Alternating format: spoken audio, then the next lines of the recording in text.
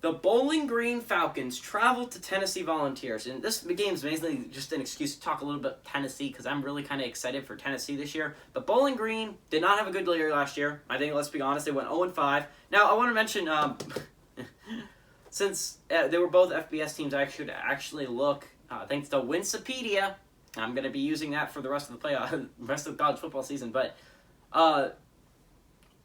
Tennessee has won the only matchup between these two. 59-30 was the final score. I thought it was interesting. I thought I would mention it.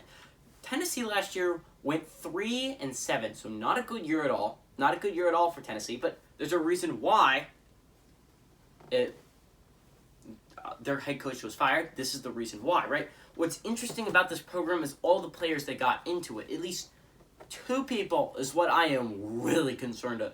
Really fun. I think it's going to be fun to watch. Number one, you get Josh Heupel. Josh Heupel was the head coach of UCF the past, I think, 2 or 3 years. I think 3 years now. I think he was the head coach of UCF for 3 years, right?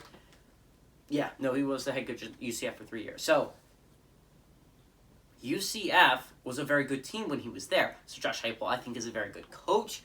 This is his chance to make an impact. Now, Tennessee obviously is not going to go from a bad team, 3-7 last year, to being a contender for the playoffs this year, but I do think they could get above 500 into a bowl game and be a little bit of an explosive threat. And then the second player to watch in this game, if you want to watch this game, is Hendon Hooker. Hendon Hooker was a quarterback at Virginia Tech. I loved him at Virginia Tech.